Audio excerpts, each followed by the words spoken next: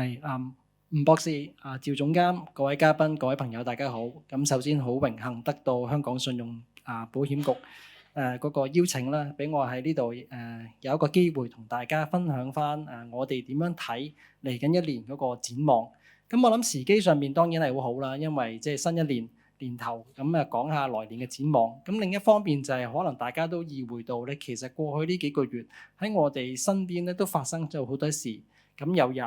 減息啦，又有大選，又有內地救市等等。咁其實呢啲因素咧，亦都係會影響到咧我哋點樣睇嚟緊一年嘅展望。咁所以今日可以話咧呢個機會好好，咁可以藉呢個機會咧同大家探討翻，即係唔同因素點樣影響翻我哋嗰個今年嗰個展望。咁我諗身處翻喺香港，可能大家都有個即係情緒啦，就係話喺過去一年，其實都係好艱難，因為息口都係比較高，咁有啲嘢咧好似都係不似預期，咁再加埋資產價格市場嘅調整咧，咁好似嗰個氣氛唔係話咁好。咁當然如果我哋話氣氛唔係咁好，咁當然可能今年有機會延續。咁但係我哋都想講出一點嘅咧，就係話雖然嚟緊嗰個不確定性係好大，咁但係其實仍然有一啲正面嘅因素咧，值得我哋留意嘅。咁特別係我諗息口嗰方面啦，頭先都講過環球個主要央行都開始減息。咁如果我哋美國咧，其實不經不覺咧都減咗1厘息，咁由舊年9月開始係減息嘅啦。咁其實其他央行咧喺呢幅圖大家都可以睇得到咧，無論係歐元區啊、英國啊，甚至乎加拿大等地咧，亦都係開始減息。而呢一個減息嘅週期可以話已經係即係正式確立咗。咁當然啦，可能大家有個即係心情就係話，喺呢幅圖都會見到喎，2022年啲息口加得好快，咁但係咧舊年講咗好耐減息，雖然話開始減，咁但係咧亦都係好似唔係話減得好急。咁呢一個都係一個正常嘅情況。點解咁講咧？因為其實啲央行咧，點解佢開頭要加息加咁急咧，加咁快咧？就係因為嗰個通脹升得好緊要。咁如果我哋睇翻美國咧，當其時高位嘅時候，個通脹咧去到9.1%，係即係40年以嚟嘅高位。咁喺呢幅圖你都會見到啦，而家個通脹咧回落咗好多，咁亦都係俾到一個空間聯儲局咧，或者係其他央行亦都一樣，即係有個空間係去減息。咁但係點解佢都唔係話減咁急或者係減得咁快咧？就係喺呢幅圖正正係有第二個信息話到俾我哋聽，就係話你會見到。當美國嘅通脹回落咗之後，其實有一段時間咧，佢係橫行保持喺3%左右嘅。咁係直至到去到舊年年中開始，當個通脹再回落多少少嘅時候咧，咁聯儲局咧先有一個比較大嘅信心，真係覺得咧嗰個通脹咧係繼續回落，咁所以佢哋先開始減息。咁但係展望翻今年嚟講咧，我諗我哋都會相信嗰個通脹繼續回落。咁但係由於嗰個通脹係咁難預測，再加埋有其他不確定嘅因素，譬如話有機會調高關稅，而關稅係會令到美國嗰個入口咧嗰個價格係貴咗，令到個通脹壓力係持續嘅時候咧，咁變咗聯儲局對於今年嘅展望的而且確係會即係非常之審慎。咁我哋見到喺上個月當聯儲局減息嘅時候咧，其實佢都預測咧今年咧都只係會減2次息，咁每次係25個基點。我哋見到而家市場嗰個期貨顯示翻市場嘅睇法，亦都係相近。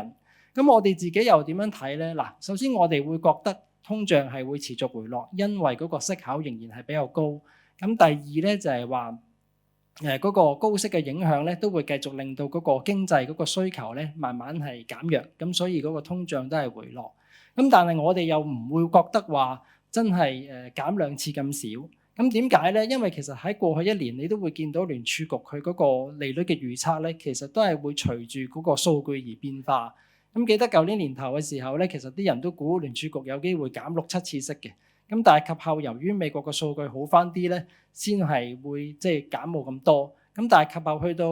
9月10月，由於個通脹真係再度回落啦，咁聯儲局咧亦都係再度減息。咁所以我哋覺得其實喺數據上邊，其實嚟緊一年都會係上上落落。咁但係如果我哋話嗰個方向係嗰個經濟嗰個需求係慢慢減弱，個通脹係慢慢回落嘅時候咧，聯儲局仍然有空間咧係進行一個即係減息嘅。咁其實聯儲局一年咧就會開會8次啦。咁我哋估其實開會8次，個零2個月開會1次，咁其實每一季咧仍然有能力係去減息1次。咁所以我哋嘅睇法咧就係話，今年咧聯儲局仍然有機會咧係減息，即係3到4次，每次25點子。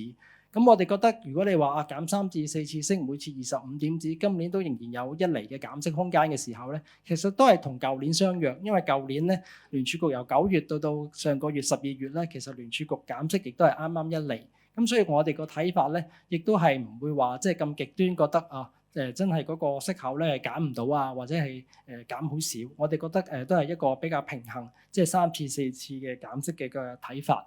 咁但係當然我哋都承認咧，就係話而家美國嘅息口都4厘樓上，就算你減完息都係3厘樓上。我哋都同意個息口仍然係比較高。咁所以喺環球嘅經濟嚟講咧，嗰個高息個影響亦都會繼續。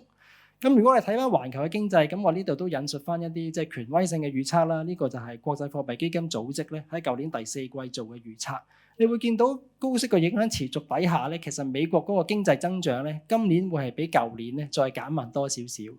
咁如果你睇翻即係歐元區或者日本咧，其實個情況都唔係話咁好。當然喺呢度你會見到好似今年比舊年好喎。咁但係如果你留意翻個數字咧，其實係因為舊年咧歐元區同埋日本嘅經濟咧，其實係冇乜增長，得0點幾。咁所以喺一個低基數嘅情況底下咧，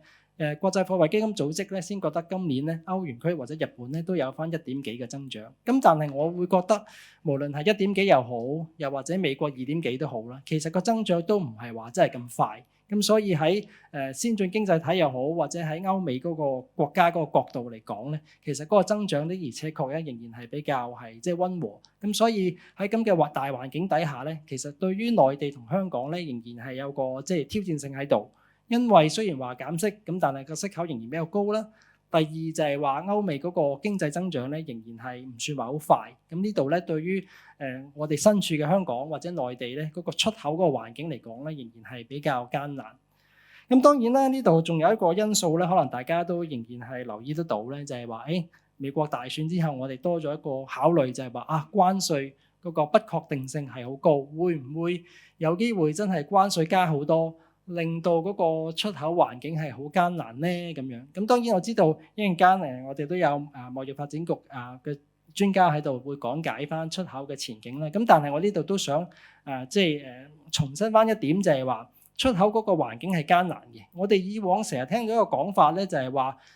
globalization 即係全球化。咁我哋喺呢幅圖咧，其實都有啲證據話到俾大家聽，因為喺過去一段比較長嘅時間咧，其實環球嗰個出口嘅增長咧，其實係遠高過全球嗰個經濟增長。咁但係去到近呢10幾年嚟講咧，嗰個情況開始有啲唔同，特別係07、08年金融風暴之後咧，嗰個出口嘅增長咧係弱咗。咁去到近呢即係5、6年，即係受到一個即係可以話係一個即係關稅嘅政策，又或者係一個即係保護主義抬頭嘅情況底下咧，呢個情況更加逆轉。咁所以其實出口無論係即係內地又好，或者全球都好咧，嗰個情況的而且確係具挑戰性。咁但係代唔代表到內地嗰個經濟環境一定係會好差咧？咁我哋覺得仍然有一啲正面嘅因素，我哋係唔可以忽視，就係話內地嗰個出口咧仍然係好有競爭力。因為回想翻起即係特朗普第一任期，即係2018年嗰陣時咧，嗰陣時都會內地面對住一個關稅高嘅問題。咁但係喺呢幅圖你會見到啦，內地出口佔全球出口嗰個份額咧，其實竟然係不跌反升。咁當然呢度我都想即係提供翻一點咧，就係話呢度當然有疫情嘅因素啦。因為雖然話關稅高咗，咁但係我哋因為疫情嘅時候，可能好多時大家買嘅口罩啊、醫療設備啊、器材啊，或者電器啊、電腦零件啊等等，好多時都仍然依靠翻內地嘅時候咧，呢個亦都解釋翻點解內地嗰個出口份額咧喺疫情之後竟然係即係仍然係上升。咁但係無可否認，呢度亦都係另一個即係側面話到俾我哋聽咧，就算面對住一個即係關稅嘅危機，咁但係內地始終有佢嗰個競爭力。咁當然呢個競爭力亦都唔限於翻係一啲佢傳統比較即係強嘅地方啦，即係例如係一啲係即係傳統嘅製造嘅工業，而係一啲新嘅工業、新嘅創新科技嘅產品咧，仍然有好具嗰個競爭力。我諗呢個亦都係內地面對住一個關稅危機，佢哋諗嘅一個即係出路。咁我諗出路嚟講，一方面就係話歐美如果真係有高關稅，我咪開拓新嘅市場啦。咁所以大家可能留意得到咧，其實內地或者香港咧近呢幾年都好積極開拓全球南方啦，即係 Global South 啦、東盟或者中東嘅市場。另一方面喺產品嘅方面咧，其實都希望即係揾到一啲新嘅亮點，令到內地嗰個出口咧唔會受咁大嘅影響。咁我諗呢幾年其中一個比較大家都注意得到或者比較係一個亮麗嘅地方咧，就係話內地嗰個電動汽車或者太陽能板咧，的而且確嗰個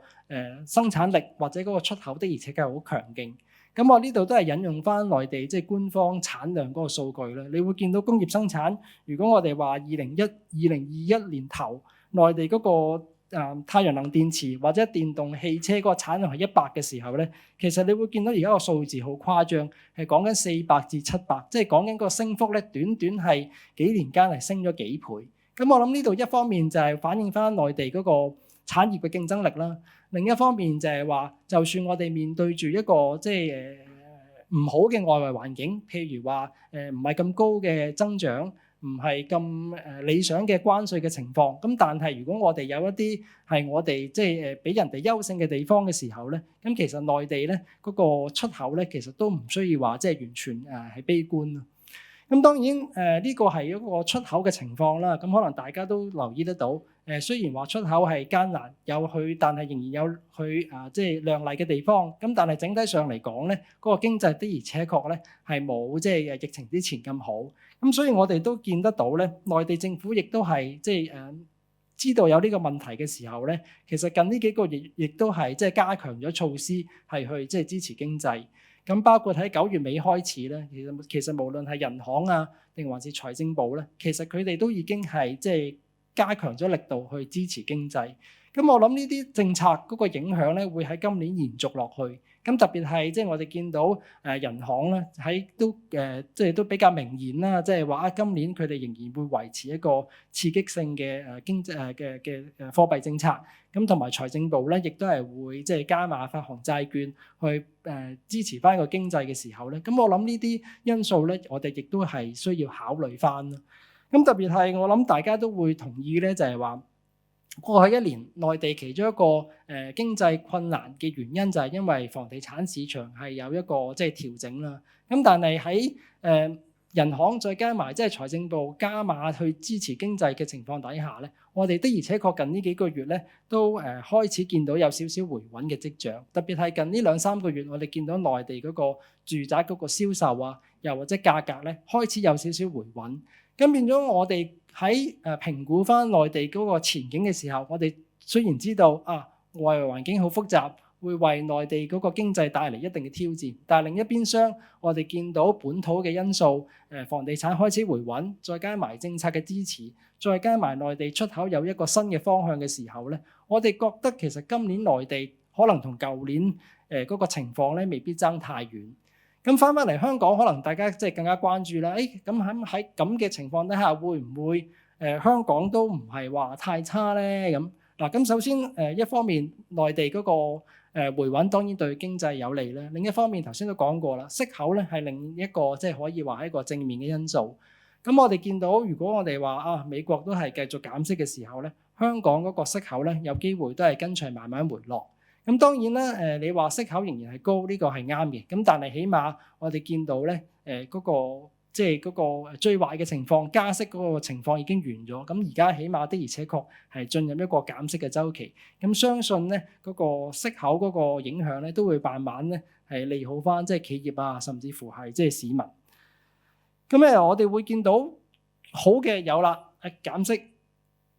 同埋內地經濟回穩，咁但係唔好，我哋都留意得到咧，就係有啲地方好似開首咁講啦，仍然係不似預期。咁譬如話我哋見到零售啊、旅遊業雖然係復甦緊，咁但係咧好似都係仲係爭啲。咁呢幅圖我諗都係一個即係表示翻呢個地方啦，就係話如果我哋睇翻先講旅遊業啦，即係旅遊嗰個旅客嗰個人數咧，其實而家每個月大概係即係300-400萬人次。咁其實已經係好過疫情嘅啦，喺呢幅圖你會見到，因為2020年初嘅時候咧，其實都冇咁高。咁但係問題就係話，再比起再之前嘅高位咧，都仲係爭少少。咁但係我諗呢度都係有唔同嘅因素啦，因為即係疫情之後你叫復甦咧，其實都需要時間。另一樣嘢咧就係有啲客觀嘅因素，我哋都好難改變，即係譬如話疫情之後，其實啲機票都貴咗，咁再加埋即係匯率嘅因素，呢樣嘢亦都係香港自己好難控制，因為當之前係一個咁快咁急速嘅加息週期底下，咁美元普遍轉強嘅時候咧，香港嗰個港元嘅匯價亦都係無可避免跟隨轉強嘅時候咧，的而且確可能有機會對旅客嘅消費有啲一啲嘅影響。咁但係我哋覺得其實嚟緊一年咧，其實有機會都會係即係慢慢轉變，因為頭先都講過啦，聯儲局都開始減息啦。第二就係話政府嘅支持亦都會繼續有。咁喺香港我哋都留意得到政府都係即係會繼續推好多唔同嘅措施，希望振興翻個旅遊業。咁我哋相信嗰個正面嘅因素都會係慢慢反映。咁當然如果旅客嘅消費係多翻，再加埋即係市民嘅消費多翻，當然希望零售市道都會係即係好一啲啦。咁我哋見到其實而家零售市道咧係比起疫情嘅時候當然係好咗，咁但係只不過又好似頭先所講咁啦，即係同預期都仲係爭少少。咁但係我哋希望就係話如果我哋見到減息，利好翻市場嘅氣氛，再加埋內地嘅經濟又回穩，有機會旅客又多翻啲。咁三嚟就係話其實香港自己個因素亦都唔係話太差，因為始終我哋見到勞工市場好穩健，失業率係好低，咁變咗其實市民只要個氣氛好翻啲嘅時候咧，仍然係有機會即係留翻喺香港消費嘅時候咧，咁我哋相信咧嗰個零售市道咧都未需要話即係咁個悲觀啦。咁所以少少總結啦，就係話我哋覺得而家市場嗰個情緒的而且確係悲觀一啲。咁但係咧，我哋都覺得喺一個咁大嘅不確定性之餘咧，其實仍然有一啲正面嘅因素，我哋係即係唔應該忽視啦。咁我哋覺得如果你話舊年唔係話咁好，咁我哋亦都唔覺得今年咧一定係比舊年差。咁我哋覺得咧即係政府都估計香港舊年嗰個 GDP 經濟增長係2.5%嘅時候咧，我哋自己估其實今年都係即係相若。咁希望喺即係一個艱難嘅環境底下，咁但係靠住即係內地香港嘅政策支持啦，再加埋我哋即係偏低嘅失業率啦，再加埋我哋息口慢慢回調嘅時候咧，咁仍然咧香港係能夠保持到一個即係穩中求進嗰個增長嗰個格局啦。咁今日我就講到呢度先，咁亦都係最後希望祝各位新一年咧就身體健康，工作順利，多謝。